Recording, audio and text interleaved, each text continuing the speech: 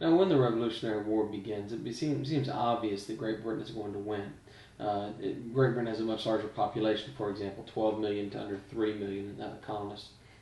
Great Britain's economy is, of course, extraordinarily developed, probably the most powerful economy in the world, where the colonies essentially lack any manufacturing, really only have raw materials. The British Army, of course, was large and well trained, and plus they hired a bunch of mercenaries who were professional soldiers for hire, who certainly knew what they were doing. Well, the Americans had to rely on an all-volunteer force of farm boys with no military experience and severe lack of things like not only guns but shoes. The British had a core of trained career officers who were part of a long tradition of military success, while the colonies had virtually no military leadership in place.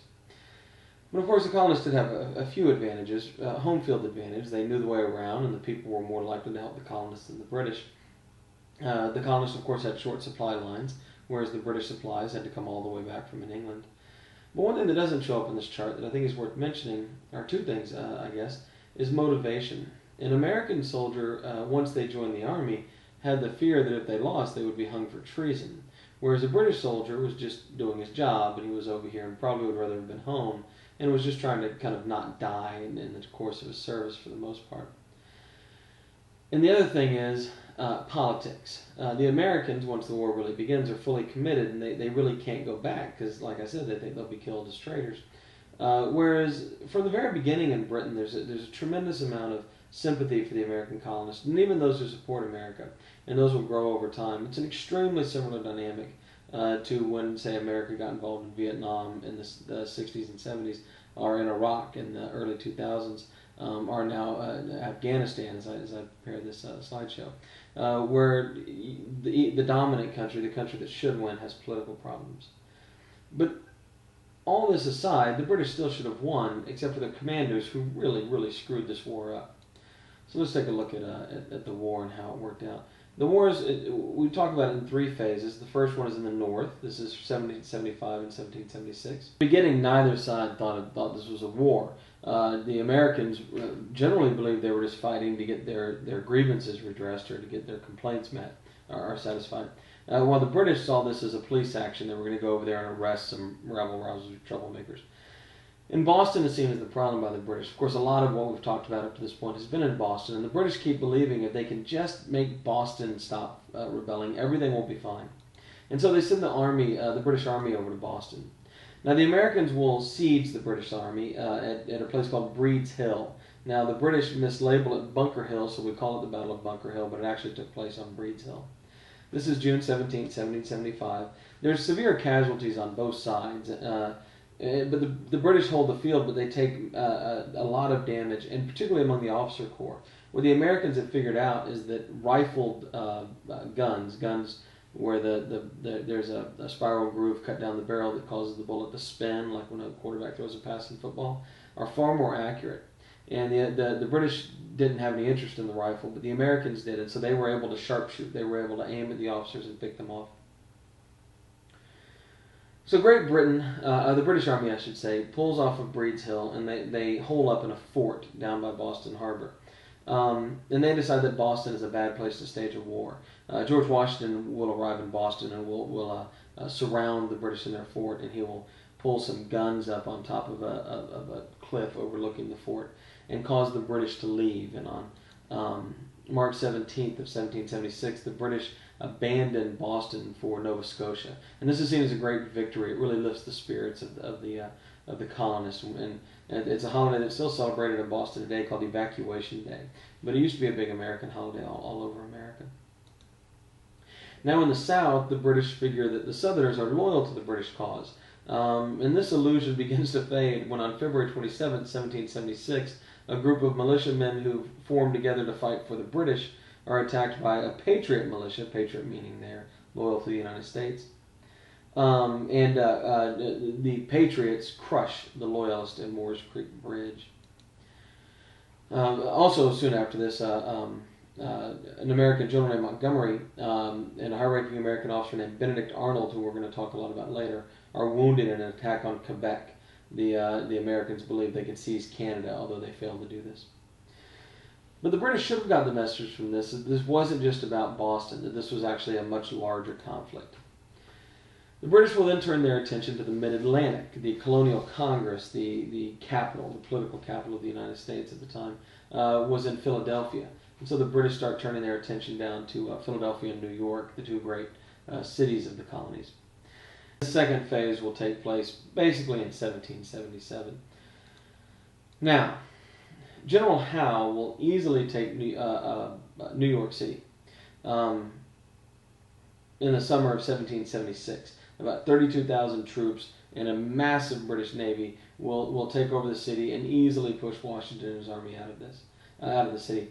Washington is actually offered amnesty for surrender. Washington only had 19,000 poorly trained, poorly equipped men and no navy at all. But Washington retreats through New Jersey and into Pennsylvania.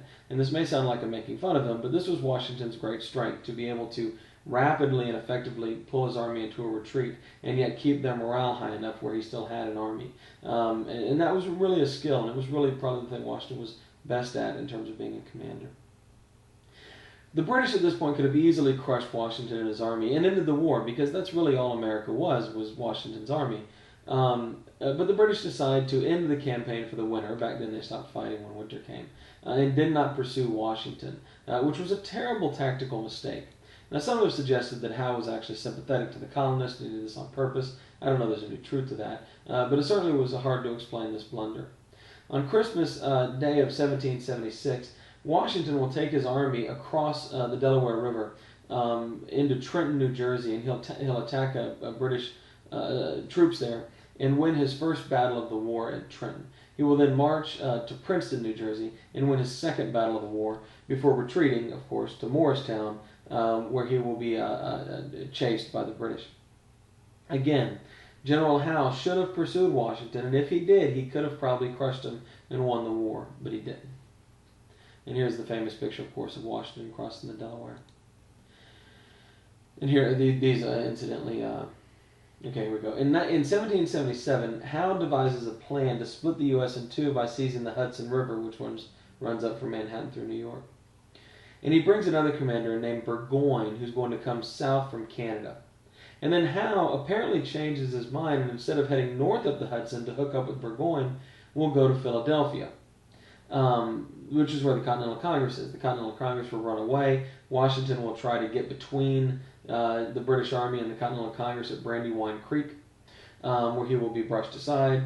He will counterattack the British forces at Germantown, where he will again lose. And then the Continental Army will spend a brutal winter in a place called Valley Forge, Pennsylvania, where von Steuben will train the troops. But the troops will suffer from a lack of food, blankets, in a winter that was extraordinarily cold and snowy. But meanwhile in the north, Howe's mistake is going to come to really cost the British badly. You see here Burgoyne is coming down the Hudson River from Canada. And then you see here Saint Leger, who's another British commander who's heading over for a rendezvous with Burgoyne. Now Burgoyne is expecting to hook up with General Howe, and he did not bring enough supplies to get all the way down to New York. Saint Leger has supplies, but as you're going to see here, Saint Leger gets turned at Oriskany, New York, on August 6th. And I think that's my next slide. Yeah, by a group of farmers. This is not even really a militia. These are just farmers who get their guns and go stop the British in what turns out to be an extremely important battle.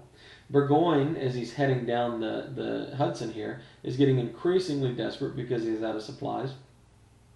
And he's expecting Saint Leger and he's expecting Howe, but neither one of them are showing up. And so when he arrives on October 17th, 1777, at Saratoga, and the American army surrounds him, he has little choice but to surrender because he can't feed his army.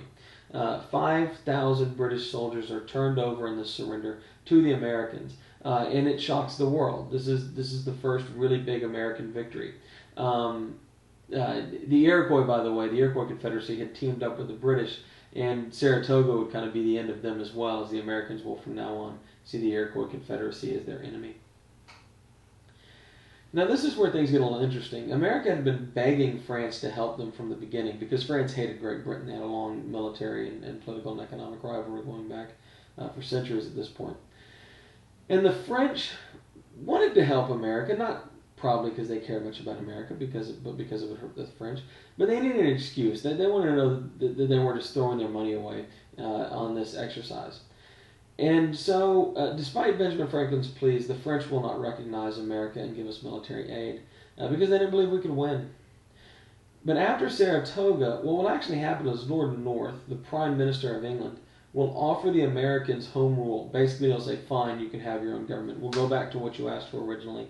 We'll go back to like it was before the French and Indian War. But France doesn't want the war to end because the war is really hurting England. And so France agrees to recognize and give military and financial aid to America, not so much because of our shocking victory at Saratoga, but because Lord North was willing to end the war after Saratoga, and the French didn't want the war to end because it was hurting the British.